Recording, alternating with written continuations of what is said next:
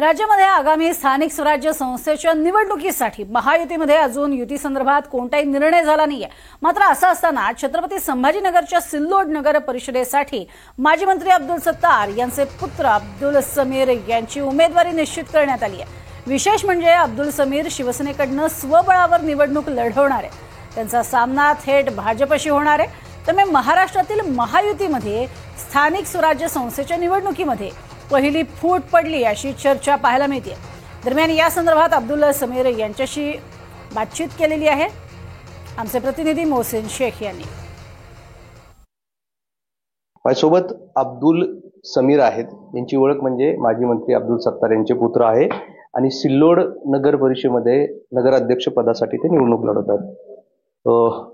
उमेदवारी फिक्स कर। निश्चितच या राज्याचे उपमुख्यमंत्री आणि शिवसेनेचे मुख्य नेते एकनाथरावजी शिंदे साहेबांनी आणि आमच्या विभागाचे आणि आमचे नेते अब्दुल सत्तार साहेबांनी मला या ठिकाणी शिवसेना पक्षाची नगराध्यक्षपदाची उमेदवारी दिली म्हणून निश्चित मी उमेदवार आहे।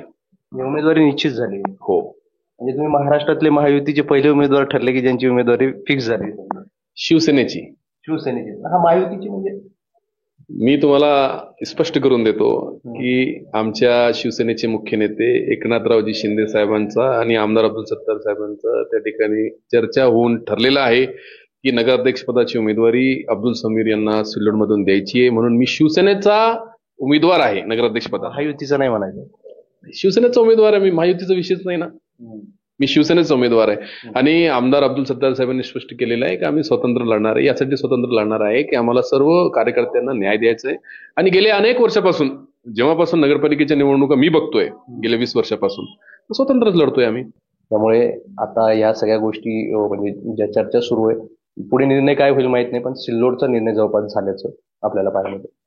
राहुल चव्हाणसह मी मोहसिन शेख, NDTV, सिल्लोड, छत्रपती संभाजीनगर। राज्यात आगामी स्थानिक स्वराज्य संस्थांच्या निवडणुकीसाठी महायुतीमध्ये अजून युतीबाबत कोणताही निर्णय झालेला नाही। मात्र असं असताना छत्रपती संभाजीनगरच्या सिल्लोड नगर परिषदेसाठी माजी मंत्री अब्दुल सत्तार यांचे पुत्र अब्दुल समीर यांची उमेदवारी निश्चित करण्यात आली आहे। विशेष म्हणजे अब्दुल समीर शिवसेनेकडून स्वबळावर निवडणूक लढवणार असून त्यांचा सामना थेट भाजपशी होणार आहे। त्यामुळे महाराष्ट्रातील महायुतीमध्ये स्थानिक स्वराज्य संस्थेच्या निवडणुकीत पहिली फूट पडली अशी चर्चा पाहायला मिळते। दरम्यान याबाबत अब्दुल समीर यांच्याशी बातचीत केली आहे आमचे प्रतिनिधी मोहसिन शेख यांनी।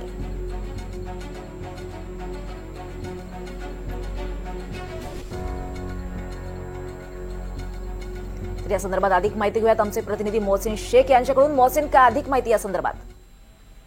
नेपाली स्थानिक स्वराज्य संस्थेच्या निवडणुका किती इंटरेस्टिंग असतात हे पहिलं उदाहरण आपल्याला पाहायला मिळतंय।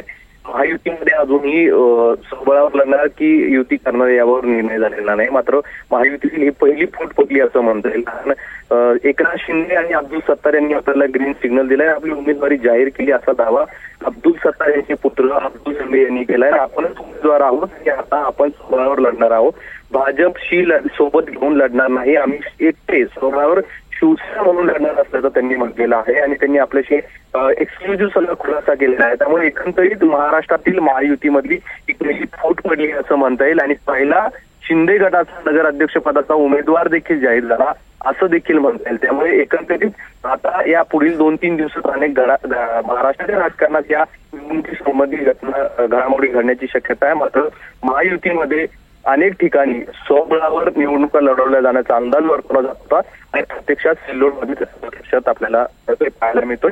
आणि शिंदे गटाकडून अब्दुल सत्तार यांचे पुत्र अब्दुल समीर हे स्वबळावर शिवसेनेकडून निवडणूक लढताना पाहायला मिळतात। निश्चितच मोहसिन, धन्यवाद या सविस्तर माहितीसाठी।